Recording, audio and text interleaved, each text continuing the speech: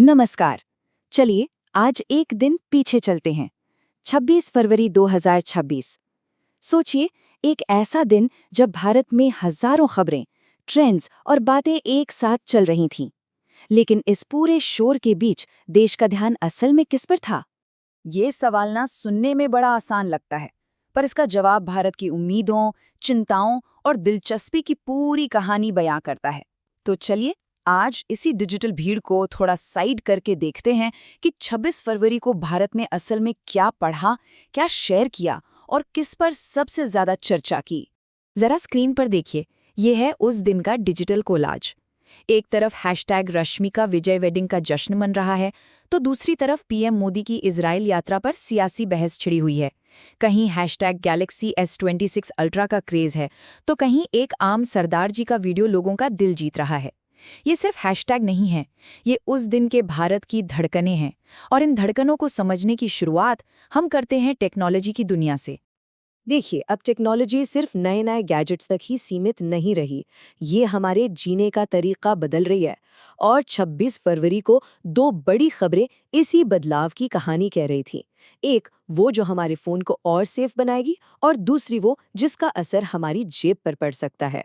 तो सबसे पहले बात उस नियम की जो 1 मार्च से लागू होने वाला था। नाम है सिम बाइंडिंग।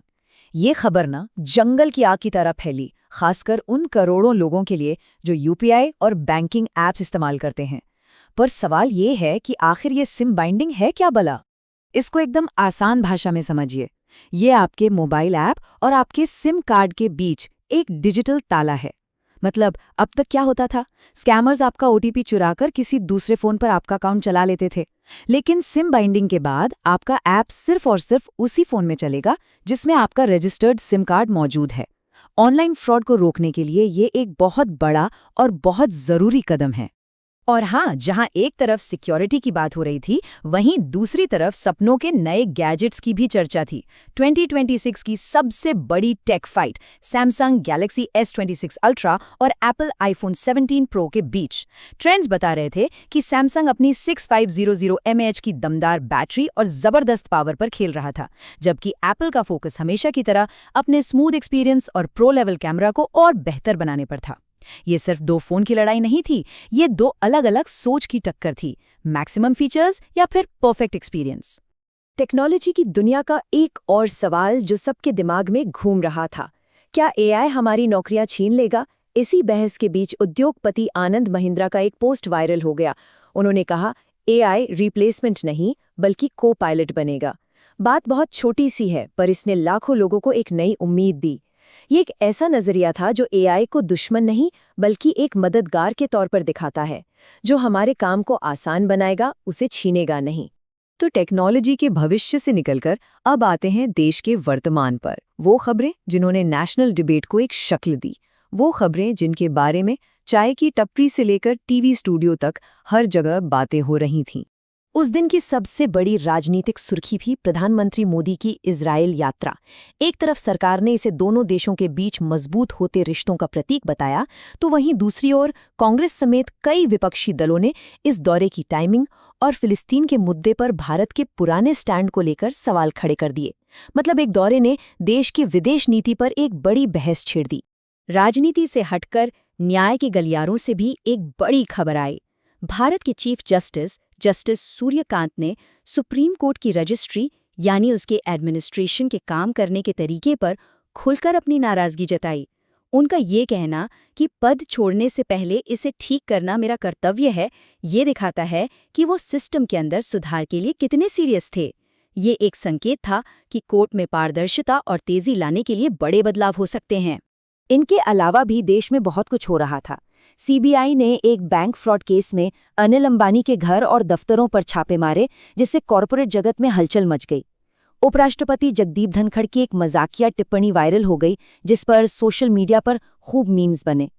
उधर यूपी सरकार ने किसानों के लिए गन्ने की नई किस्में मंजूर की, और सरहद पर सेना ने ऑपरेशन सिंदूर 2.0 के जरिए पाकिस्तान को एक कड़ा संदेश भेजा। ये सारी खबरें मिलकर उस दिन के भारत की एक पूरी तस्वीर बनाती हैं। अच्छा, अब जरा इन गंभीर मुद्दों से हटकर उस दुनिया में चलते हैं जहां दिन रात सिर्फ ग्लैमर और जश्न की बातें होती है। 26 फरवरी को एंटरटेनमेंट की दुनिया की सारी स्पॉटलाइट्स सिर्फ और सिर्फ एक ही इवेंट पर थीं। जी हाँ, हम बात कर रहे हैं साल की सबसे बड़ी शादी की। रश्मिका मंदाना और विजय देवरकोंडा उदयपुर में हुए इस ग्रैंड सेलिब्रेशन पर पूरे देश की नजरें थी। क्रिकेट मैच से लेकर हल्दी की रस्मों तक हर एक अपडेट सोशल मीडिया पे ट्रेंड कर रहा था। और 26 फरवरी को जैसे ही शादी की पहली तस्वीरें सामने आई, मानो इंटरनेट पर तो तूफान ही आ गया। लेकिन तस्वीरों से भी ज्यादा लोगों का दिल जीता विजय देवरकोंडा के कैप्शन ने। उन्होंने रश्मिका के लिए लिखा, मैंने अपनी सबसे अच्छी दोस्त को अपनी पत्नी बना लिया। ये लाइन इतनी सच्ची और दिल से निकली हुई थी कि ये सिर्फ एक सेलिब्रिटी का स्टेटस नहीं रहा, बल्कि दो इंसानों के प्यार की कहानी बन गई। इसी एक लाइन ने इस हाई प्रोफाइल शादी को एक पर्सनल टच दे दिया। कभी-कभी ना हेडलाइंस, ब्रेकिंग न्यूज़ और सेलिब्रिटी गॉसिप के शोर में एक ऐसी कहानी सामने आती है जो सबसे अलग और सबसे सच्ची होती है। ये कहानी किसी बड़े आदमी की नहीं, बल्कि एक आम इंसान के हुनर की थी, जो अचानक से सबकी नज़रों में छा गई। सोशल मीडिया प्लेटफॉर्म एक्स पर एक 12 सेकंड का वीडियो वायरल हुआ।